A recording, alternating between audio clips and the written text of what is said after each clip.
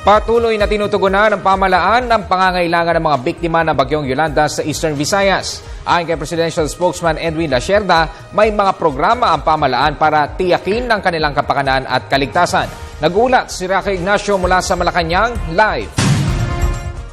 Maraming salamat, Ralph. Nanatiling ang prioridad ng Aquino Administration na maibalik sa normal na sitwasyon ang mga lugar na naapektuhan ng Super Typhoon sa Yolanda sa Kabisayaan. Samantala, nakatakdang maglungsad ang gobyerno ng karugtong na Foreign Aid Transparency Hub o FAIT para masilip ng publiko kung saan ang international donors.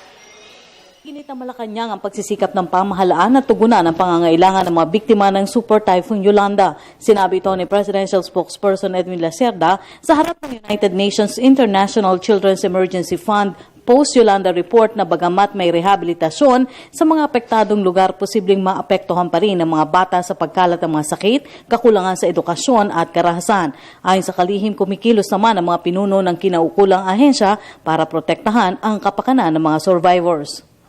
Certainly, DOH is on top of that. We're always concerned about situations where it will give rise to any epidemic, and therefore, DOH has been on the ground working to prevent such, and has been installing or implementing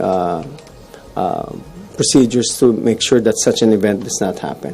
With respect to education, I spoke to Secretary Armin Luistro last Saturday evening, and we spoke about the constructions of schools, ongoing construction of schools dun sa Yolanda, and for now we will have provided education is continuing to be provided to the students, although in some areas kailangan talaga we really need to rebuild the schools again of children.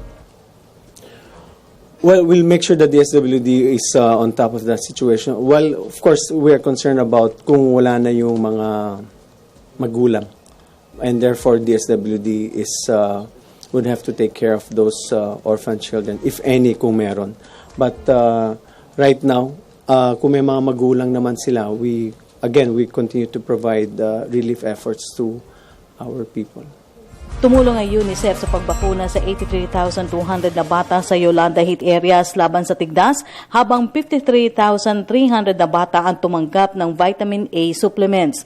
Nakatakda rin bumuo ang pamahalaan ng ikalawang bersyon ng Foreign Aid Transparency Hub o FAIT para makita ang kabuang report kung saan napupunta ang pledges of assistance mula sa iba't ibang organisasyon.